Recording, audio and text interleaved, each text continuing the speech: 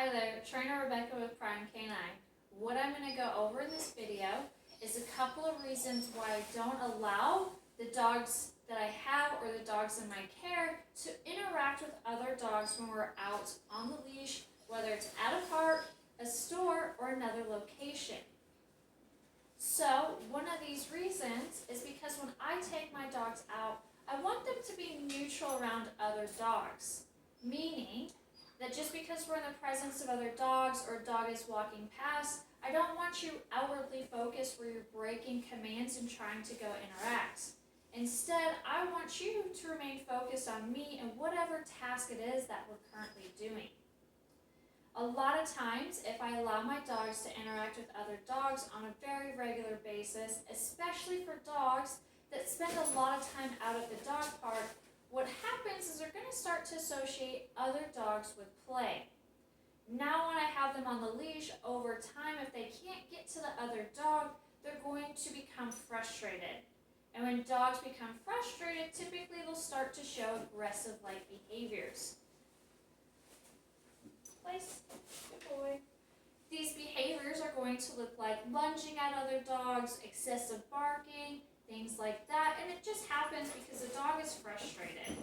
They want to play, but they can't go play with other dog, so they're going to act out, per se, when they're on the leash. Another reason why I don't allow this is because just because the owner tells me that their dog is friendly doesn't necessarily mean that when their dog actually approaches that the dog is going to be friendly. Polite greeting for dogs is going to be nose to butt. Place. Good dog. Instead, when dogs greet on the leash, a lot of times what happens is they end up coming face to face, and you get a couple of things that will commonly happen.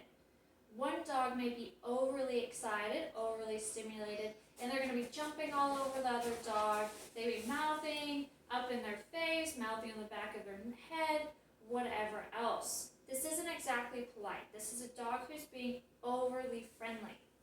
In human terms, this is like someone coming up to you and trying to give you a French kiss that you don't know. That's not very polite. You're going to be lucky if that person doesn't end up actually getting hit. Same thing with our other dogs. It's not super polite. Another thing that might happen is one of the dogs or both the dogs may be trying to hover over each other's neck.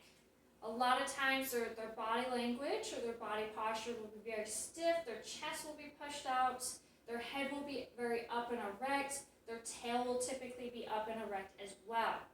Well, this is not very friendly either. This is a dog who's trying to be overly assertive and is going to end up creating conflict.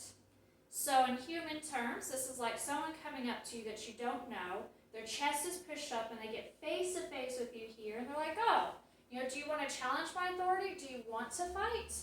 Well, again, that's not very polite. It's not very friendly behavior. Now, a lot of times what this turns into as well, especially for dogs who are being overly exerted or overly stimulated, now the owners will try and pull their dog away. Their dog's being over the top, so they're like, oh, let me take my dog away for a second. Well, that steady, consistent pressure is going to push some dogs into opposition reflex, which is going to make them drive in to the behavior even more, especially on a flat collar.